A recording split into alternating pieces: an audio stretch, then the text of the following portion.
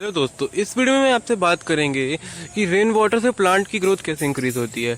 Friends, जो rain water होता है वो एसिड के नेचर होता है, तो वो सॉइल के पीएच को बैलेंस करता है, जिससे कि प्लांट की ग्रोथ अच्छी होती है। नाइट्रोजन जो एक बहुत ही इंपॉर्टेंट एलिमेंट होता है प्लांट की ग्रोथ के लिए, उनके ग्रीन कलर के लिए, वो हमारे सॉइल को मिल जाता है। अब वो कैसे मिलता है? जब फ्रेंड जो एटमॉस्फेरिक नाइट्रोजन होता है वो थंडरिंग के कारण जब लाइटनिंग होती है तो वो नाइट्रिक एसिड में ब्रेक हो जाता है, और फिर वो नाइट्रिक एसिड जो होता है वो वाटर में डिजोल्व होकर पानी तक चले जाता है, सॉइल तक चले जाता है। अब ऐसे एटमॉस्फेयर से नाइट्रोजन को ट्रैप करना प्लांट्स के केपेबल नहीं होते हैं, तो वो उसको डिजोल्व फॉर्म में ले पाते हैं, और यही सेम काम राइजोबियम बैक्टीरिया भी करता है। रेन वाटर यानी मानसून के टाइम पे बैक्टीरियाज भी एक्टिव हो जाते हैं।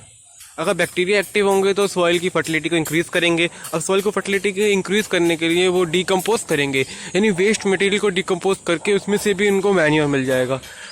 दूसरी चीज़ फ्रेंड जो होती है, अब जैसे अगर आप नोटिस करेंगे, आपने एक 13 इंची का पॉट लिया, उसमें आपने वाटर किया, तो जब आप वाटर करेंगे तो उसको 5-10 सेकेंड बाद देखना, वाटर जो होगा वो नीचे चले जाएगा, लेकिन वो कम्प्लीटली ज़मीन तक नहीं जा पाता है, पॉट के एंड तक नहीं जा पाता है। आप पॉट की मिट्टी को बाहर निकालें, उसका रूट बॉल पूरा बाहर निकालें, तो आपको उसमें 2 लेयर्स दिखेंगी, एक जो मॉइस्ट होगी और जो दूसरी जो ब्राउन सी कलर की होगी, लाइट ब्राउन कलर की होगी, जिसमें मॉइस्चर की कमी होगी। तो रूट्स तो फ्रेंड्स पूरे पॉट में डेवलप होती हैं, तो फिर वहाँ तक वाटर अगर पहुँचेगा ही नहीं तो सॉइल की ग्रोथ कैसे होगी, प्लांट कैसे ग्रो करेगा। फिर जब एक दिन रेन होती है तो उसके 3-4 दिन तक आपको फ्रेंड वाटर देने की ज़रूरत नहीं है। भले टॉप सॉइल ड्राई हो जाएगी, लेकिन जो नीचे सरफेस के अंदर वाटर स्टोर रहता है, तो उससे आपके प्लांट को वाटर मिलता रहता है।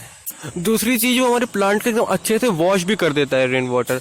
अब जैसे रेन की जब छोटी छोटी ड्रॉपलेट्स हमारे प्लांट की लीफ से पड़ेंगी तो सारे डस्ट वगैरह हटा देंगी, जिससे उनके पोर्स जो हैं वो सारे विजिबल हो जाएंगे और वो ईजिली फोटोसिंथेसिस वगैरह का फंक्शन परफॉर्म कर पाएंगे, तो इससे भी उनकी ग्रोथ इंक्रीज होती है।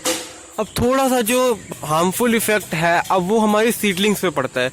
जब हमारी ननी ननी सीडलिंग सीड्स में से निकलती है, तो जब उसके ऊपर वाटर ड्रॉपलेट्स पड़ती हैं तो वो सर्वाइव नहीं कर पाती, वो गिर जाती हैं, और उनमें जो मीडियम हम यूज़ करते हैं उसमें भी वाटर स्टोर हो जाता है, तो उसके लिए थोड़ा सा हार्मफुल हो सकता है। लेकिन मानसून बेस्ट टाइम होते हैं फ्रेंड्स कटिंग वगैरह को ग्रो करने के लिए, तो आप इसी तरह आप भी कटिंग्स लगाएं मानसून के टाइम पे, और आपके प्लांट में बहुत अच्छी ग्रोथ होंगी। तो ये थी फ्रेंड्स कुछ इंपॉर्टेंट इन्फॉर्मेशन रेन वाटर के बारे में। अगर आपको ये वीडियो अच्छी लगी तो मेरे चैनल को लाइक और सब्सक्राइब जरूर करें।